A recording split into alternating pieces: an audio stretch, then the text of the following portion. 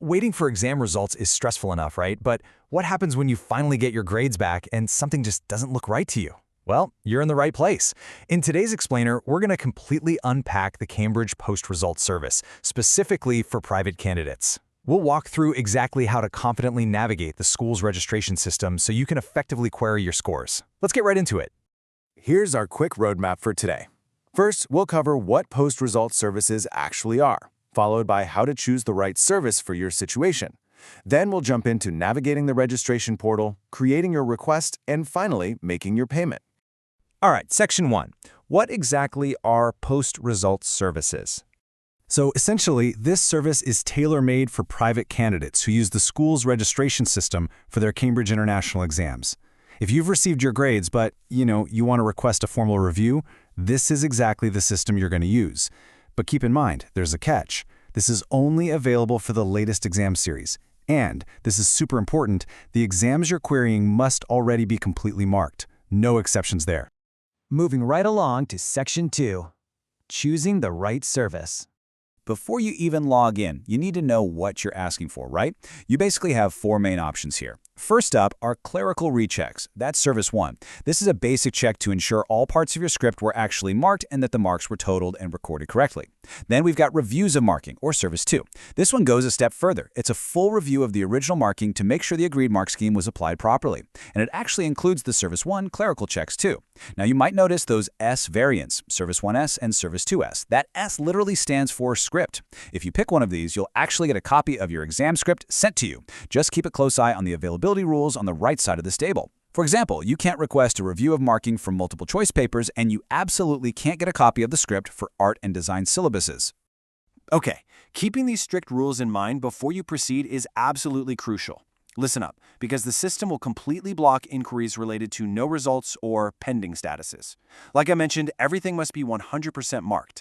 Plus, you really need to make your choices carefully the very first time. Why? Because you cannot ask for the same service, or frankly, even another service, for the exact same syllabus once a previous request has been submitted. It's a one-and-done kind of deal. Oh, and as a quick side note, there is a totally separate Access to Scripts, or ATS service, that's purely for requesting access to the papers you sat without the formal review part.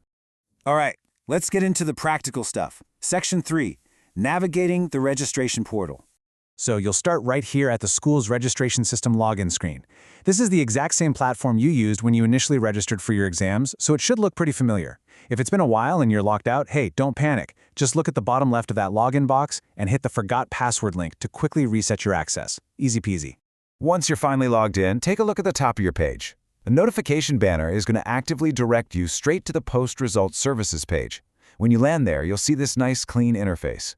Look for that very obvious dark blue Create Request button on the right-hand side. Clicking that bad boy is what officially kicks off your whole application. Which brings us to Section 4, creating your request. And here we go, the heart of the matter.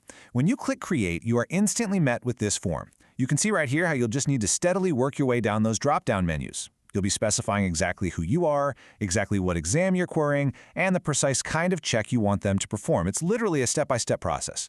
Seriously, take your time here to make sure you select the right options. You'll kick things off by selecting the session date in Step 1, which then unlocks Step 2, where you choose your full name. From there, Step 3 is choosing that specific post-result service type we talked about a minute ago, like say a clerical recheck with a copy of the script. Next up, Step 4 is just picking the overall exam subject. And finally, Step 5 is where you get super granular and choose the specific component or paper that you want them to review. The system is pretty smart. It'll automatically tally up and display the total price at the very bottom for you. Once you've double-checked that everything is perfectly correct, just tick the Terms and Conditions box and smash that Create button. Let's wrap this up with Section 5, making your payment. Okay, so to lock this all in, you actually have 3 different payment avenues, and it really just depends on your location and what's easiest for you. Option A is a physical bank deposit slip, which you can grab at designated Standard Chartered bank branches. If you go this route, you have to remember to tick Inquiry About Result, or ERR, on the slip and fill in your registration details. And please absolutely keep the stamped slip as your proof. Option B is way more digital, an online virtual account number.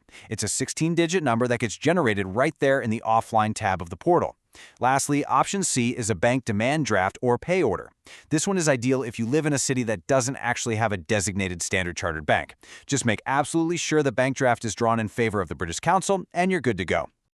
After your payment goes through, you definitely want to verify that the system caught it. Jump back to your post-results service page and use those drop-down menus to view your existing requests. You see that satisfying green paid status on the bottom right of the record? That is exactly what you want to see. It means your inquiry is fully locked in and officially being processed by the team. On the flip side, what if you generated a request but haven't paid for it yet? Well, the system will display this bright yellow unpaid status that you see right here. This is actually a great safety net. If you suddenly realize you made a mistake on the form before paying, this is your chance to fix it. Just select the record and hit that white Choose to Cancel button at the bottom to scrap the request entirely and start over. No harm, no foul. By understanding this interface, you are completely empowered to take control of your academic results. No more stressing over confusing portals or worrying that you accidentally requested the wrong service. You now know the exact buttons to click, the strict rules you have to follow, and exactly how to verify your payment. But, as we wrap up this explainer, it really begs a larger question. If a simple, straightforward clerical recheck could literally be the difference between a failing and a passing grade, shouldn't every single student know how to confidently advocate for their own hard work?